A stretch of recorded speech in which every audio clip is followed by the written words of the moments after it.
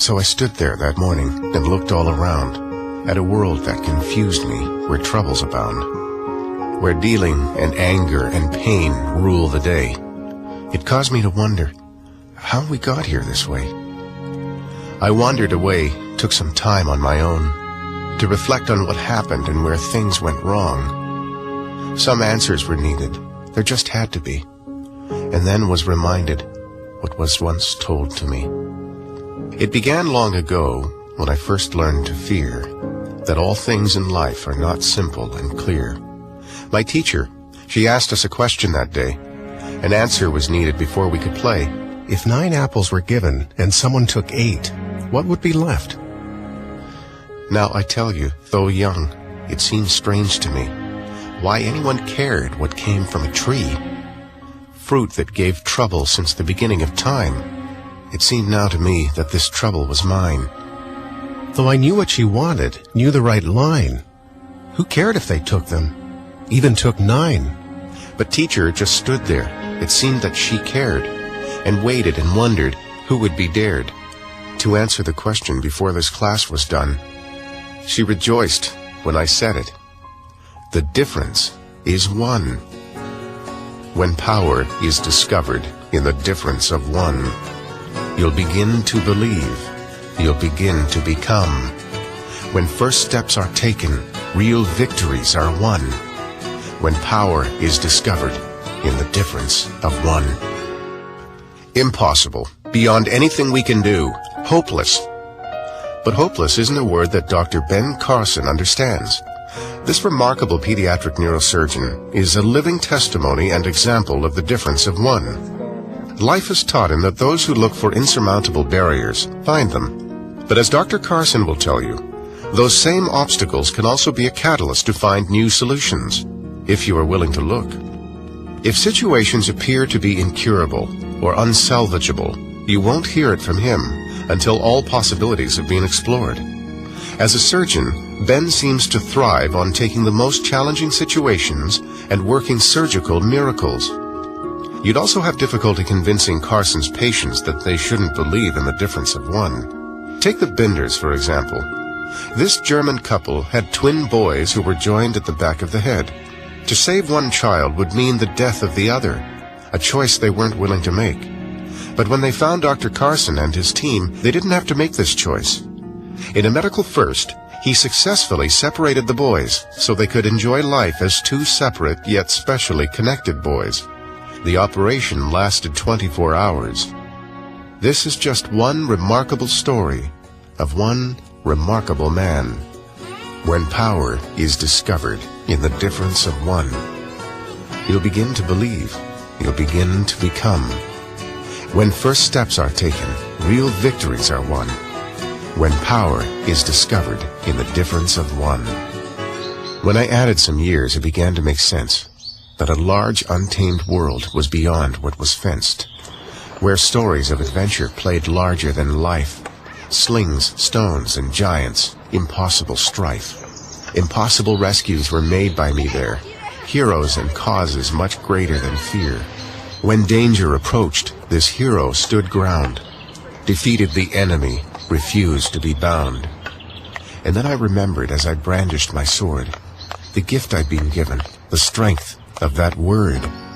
Conviction and courage is how victory is won. And be not mistaken, the difference is one.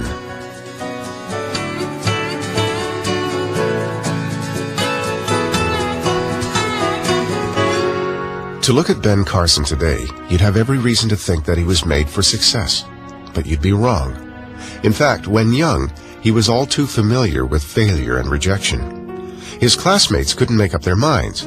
Was he the stupidest kid in the class or the stupidest kid in the world? My sole purpose was for them to get an education so they can get a decent job, because I could not find one without an education. And then I just really asked God to show me a way that I could motivate them. And then this plan came to me. Let them learn the timetables. I had heard that. And then I said, okay, we're going to learn the timetables together. And so the second day came back, I said, how are you done on the timetables?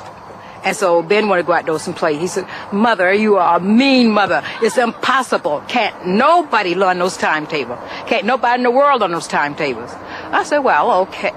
You can figure out. You're smart. You can figure out how to learn them. And so let's say that you are going to not play until you learn timetables. And a very short time he learned them, all the way from 2 through 12. She said we would be able to watch 2 or 3 pre-selected TV programs during the week, every week. And with all of that extra time, we had to go to the library, check out 2 books, read them, and submit to her a book report. See, my mother was a very, very persistent person. Well, interestingly enough, after a few weeks, I began to enjoy reading those books. When power is discovered in the difference of one, you'll begin to believe. You'll begin to become. When first steps are taken, real victories are won. When power is discovered in the difference of one. In the still of the night, undaunted, unbowed, hero and warrior, I was courageous and proud. Enemies would turn back, and villains would flee. For there, I could be what I'd chosen to be. But when nighttime was over and morning had come, I was no longer the conqueror I'd thought I'd become. For when good made its stand, evil chose not to run. It fought, and it wounded, and often it won. I learned much those days that is still being learned, that even the heroes sometimes get burned, that victories of heroes are simpler in books, and enemies aren't toppled by wishes and looks. So outside my house it seemed clear to see that people had taught dangerous fiction to me. It was then that I questioned a belief that was done. Could I believe that the difference is one? Carson remembers a significant turning point one day in 5th grade. One day we were in science class. I was still in the 5th grade. And the science teacher held up a dark, glassy rock. And he said, does anybody know what this is? And, I didn't put my hand up because I figured one of the smart kids would answer the question. And I looked around and nobody had their hand up. And I said, well, I knew what it was. I'd been reading about this stuff, so I put my hand up. And everybody looked. Is that Carson with his hand up? The teacher looked, they said. And the students were all, they were taking in a big breath. They were getting ready for a hilarious laugh. They knew it was going to be funny what I had to say. And I said, that's obsidian. And the teacher said, that's right. Though it's hard to believe when you hear him today, Carson's violent temper almost destroyed his life. Another youngster was doing something that I didn't like, changing a radio station or something that I was listening to. And I happened to have a large camping knife on me. And I grabbed it and tried to stab him in the abdomen with it. Figured I'd put him out of his misery. Well, fortunately, under his clothing, he had on a very large metal ROTC belt buckle. And that knife blade hit that belt buckle and broke. And he took off. He says, I'm not sticking around this crazy guy. But, I was even more horrified than he was because I recognized at that moment that I was completely and totally out of control. And that had he not had that belt buckle on, he could have been killed or seriously injured. And instead of realizing my dream of becoming a physician, I would have been on my way to jail or reform school. As time marched on, I continued to read stories of those my heart seemed to need. I guessed they were out there, but where could they be? For heroes and conquerors were a mystery to me. They seemed to exist in some far distant land, those courageous and strong and willing to stand. Was I one to dream to become such as these? Or should I give up and just try to please? So that's how I got to the place that I had, where life seemed so futile, so bleak, and so bad. But the grayer it got, the more purpose drove me to discover true courage and to find it in me. It was then that I saw with new eyes. Great tasks that are done by the wise. I missed it by thinking that it was simple and clean, that courage was large and had to be seen. I'd looked for the big things that were published in books and searched for the causes that were sure to draw looks. But courage is going where others won't go and doing the things when others say no.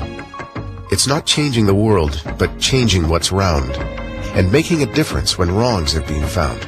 It's choosing to help the one who's put down. For by doing the small things, you release what's been bound. And so for the moment, it's time to come back and return to that place where I first discovered my lack. To a teacher that stirred up the thinking when young, there's something that's great about the difference of one. When power is discovered in the difference of one, you'll begin to believe, you'll begin to become. When first steps are taken, real victories are won. When power is discovered in the difference of one.